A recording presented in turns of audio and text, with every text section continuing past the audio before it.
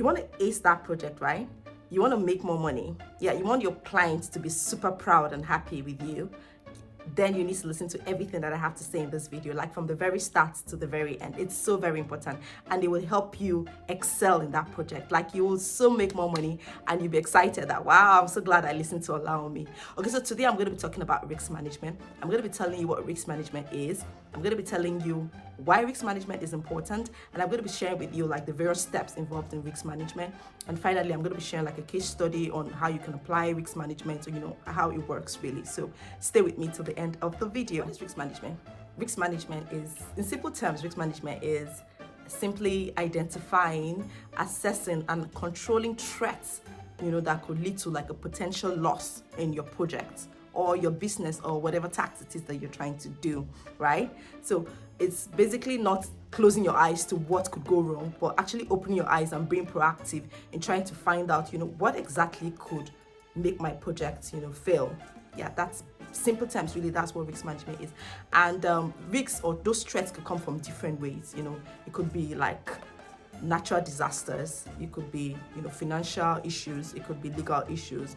There's so many kind of threats that could actually affect your project, and of course, being conscious of them, trying to recognize them and identify them and treat them early could really help you, you know, a great deal in your project and in your business or whatever task that you're trying to do. Now, why is risk management important? Risk management is very important because it could really help you to save yourself from like a potential loss in your business or in your project. And it's also very important in that it could open your eyes to opportunities that you could maximize on or you could leverage on. So it's something that you really want to pay attention to if you're in excelling or in succeeding or even in making more money. Yes, you want to pay like very good attention to risk management. Now, what are the different stages of risk management? The first step is to identify the risk. Okay, so in identifying the risks, this is what I would suggest. Make it as comprehensive as possible. So what do I mean by making it as comprehensive as possible? Don't just limit the risk to like the ones that you think are like the big ones. Try to capture as many potential risks that your business might be exposed to. I'm like, as little as probably you're not feeling well and not being able to go to work or not being able to attend to the project as you should, and to as serious as probably a contractor not being able to, you know, be available, you know, for the job, or a supplier's company being shut down and so not being able to deliver on your product. So make it as comprehensive as possible. What I would suggest, if you're working with a team, you want to sit down with your team members and try to brainstorm on what potential risk, you know, could come up in your business. Or if you're like a sole business person, you know, you could just think, okay, what really could go wrong in my business? Just try to think as much as you can, put it together. So identifying it is the first step to actually attending to it and ensuring that it doesn't crystallize in your project. Okay, so try to identify as many risks. That's as many things that could go wrong in your business. Sit down, note it down, write it down. Okay, this is a potential risk, this is a potential risk, and then identify. So that's like the first step in risk management. Secondly is you're trying to assess this risk. So like I said earlier, of course, some risks are like more severe than others. Okay, so you want to assess the risk, you know, you want to put them in an order. So you could use like a risk matrix. So with the risk matrix, it helps you to identify the risks in terms of their severity and how likely they could occur. So it will tell you, okay, with that, you could set it up as, okay, so this risk is like the weight of this risk is very high. For instance, if, for instance, my business, like an interior designer, and I'm very dependent on, you know, supplies coming in, you know, from my suppliers, and probably the people that supply me my furniture, the company gets shut down. It's a very big risk, so I want to put it high up, okay, when I'm trying to assess my risk, and then the likelihood of that happening. Okay, so you also want to grade it. Is it possible? Is it very likely that this could happen? Is this less likely that this could happen? You know, you just want to arrange it in that order. So what you're trying to do in that instance is like you're trying to prioritize. I'm using the word prioritize, but that shouldn't be the word, right? But you're trying to categorize, you know, the risk, you know, in such a way that you are able to, it's just one look, you're able to tell which one is like more severe and which one has, you know, more tendencies of happening or occurring than the others. And then of course that goes to say that you're paying more attention to the ones that have, you know, the higher tendencies of occurring, and then the ones that of course are also carry like bigger weight in affecting your project. Okay, so those are the kind of attention that you want to pay to your assessment while putting it together. So like I said, the first step is you identify the risks. The second step now is to assess it. You're categorizing them, you're putting them in categories. Okay, how likely is it going to happen, and then what is the weight? Okay, how much impact will it have on my project if it does happen? So now the third step in the risk management is now trying to develop like a risk response strategy. And what I mean by that is that how do you want to handle the risk? Okay, so there are different ways that you could handle the risk. One of the ways is you could totally avoid it, like, okay, no, I don't want this, I don't want to even have this kind, I want to even be in this kind of situation. So you put up a strategy that helps you to avoid it, or you could mitigate the risk, or you could even transfer the risk. Another strategy that you could employ is actually accepting the risk. Okay, yeah, I know that this is a potential risk, but the benefits or the value that I would get from it, it's still worth trying. It is still worth, going ahead with it. So yeah, so at this point, this is where you try to come up with a strategy on how you want to handle that risk. It's a very crucial point. It's a very crucial stage, because this is actually where the management comes in. Like, this is where you're actually taking action to ensure that that risk doesn't have such a huge impact on your business or on your project. Very important. So you want to sit down, get as much tools or as much information. Like in this particular instance, I would say try to get as much information as regards your project as possible. Okay, so look at previous projects. How have people, in past been able to handle or manage those kind of risk, when they happened, or when they saw it, going to happen in their business, or even people that have failed as a result of those risks.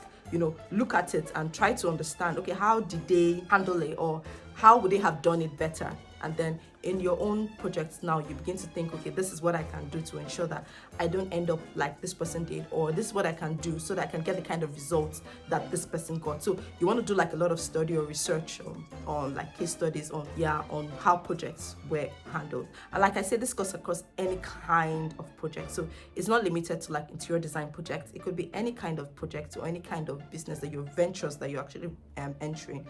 How do you want to do that? Then the next stage now will be to monitor your risks. You want to always make sure you're monitoring and controlling it. That's like the next stage in the risk management process. You want to ensure that you're on top of it. So it's not like just, okay, of course, identifying it, assessing it, and then putting up your strategy and then just relaxing. No, you want to, from time to time, it could be on a weekly basis, or even on a daily basis. You want to check how effective is this strategy that I've put in place? How is it helping my project? And how is it going? You want to just ensure that you have it written out somewhere, that you can actually see and you can actually monitor. Okay, is it effective? And if you need to like make changes just to ensure that, okay, you're still on top of it, you want to do that. And then, of course, if it's producing results for you, you want to put more effort into the strategy you're doing to ensure that you're getting even more results from it. Okay, now, so there are various tools that you could actually use for this risk management exercise. You have the project management software. It's a very good resource that you could use. There's Trello, there's Asana. So these are some of the softwares that you could actually use for risk management. You could also explore some other ones. I know that there are some out there. So if you've tried out any of these risk management softwares that have been like very beneficial to your projects and you would like to share, please just go ahead and put it out in the comment section below. It could really come in handy for somebody that is trying to look for a software that would help them in their project. Okay, I also promised that I was going to share with you like a case study of how you could actually apply risk management. So I've talked a lot about probably your contractor not supplying you the goods on time. So that's an instance, like a very typical case study. Okay, so probably I've picked up a project for the clients that I'm going to furnish their living area, and of course I know that I need to set up the curtains, and I'm expecting my supplier to deliver the curtains maybe within a week.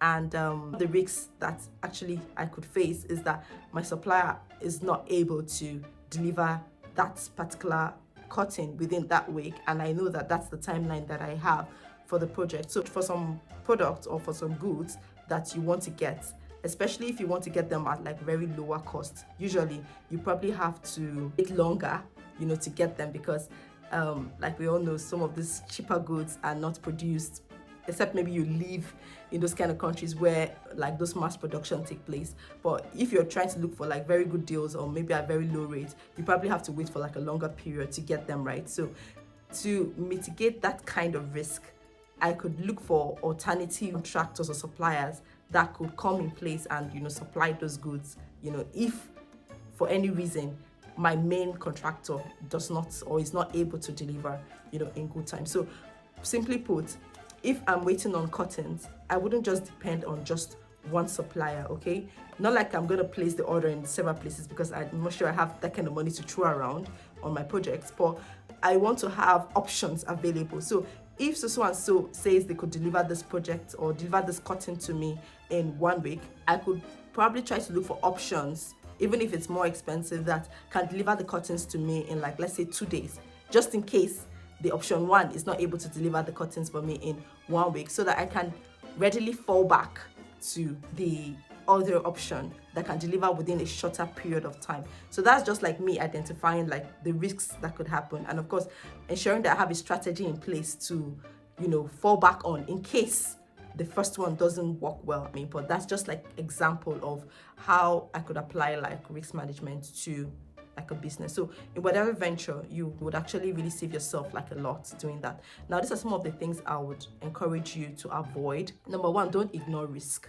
It's very possible it can happen. Yes, it's very possible that that company can sue you.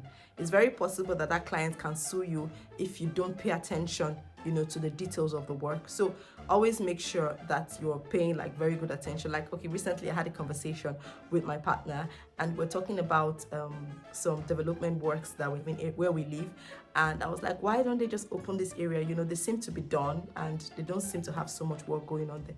And he's like, well, of course they have their reasons for still having the place sealed up.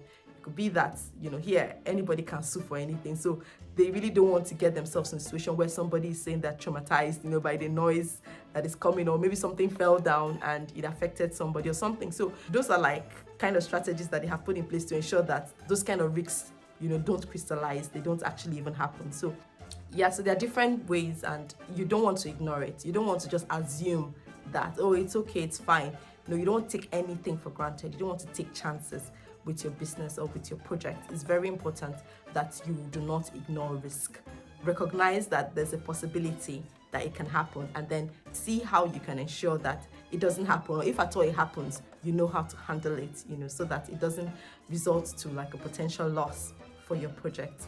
Secondly, I would say be proactive as against being reactive, okay? So don't wait for it to just happen. Be proactive. Try to look out, okay? How can I avoid this? How can I ensure that this doesn't happen? Be all out. Don't wait for it to happen first before you now start trying to look for how you can manage it. Just think of possible ways in which you can manage it from or prevent it from happening, you know, before it happens. And then of course, it would really help you, you know, on your project. And then finally, I would say communication. I still always come back to communication anytime I share project management tips, because for me, I still feel it's like the basis of the success of most projects. You want to communicate as much as possible. You want to carry everybody along. You want people to know and be aware. And then of course, you want to ensure that everybody understands and is on the same page on your project, and of course there's no mess up in that regard. Yeah, so really risk management is so very important. You don't want to sleep on it on your project. You want to take it like as seriously as it is, whatever the nature of your project is. It could even be a personal project that you're embarking on in your house, or yeah, maybe you're innovating your space and you don't want to sleep on risk management. Pay attention to it and come back and thank me later. I really hope you have learned a thing or two on today's video. If you have, please go ahead and comment in the comment section. Just tell me one of the things that you think you have learned from today's video, or like I said earlier, if you have used any software that has been beneficial to you, you know, on managing risk, please just go ahead and share with us in the comment section. And then of course, I'm sure somebody will be very happy. I'll be happy to see it and I'm happy to respond to it. And please go ahead and like, subscribe and share the video if you found it useful. And I hope to see you in the next one. Thanks for watching. Bye.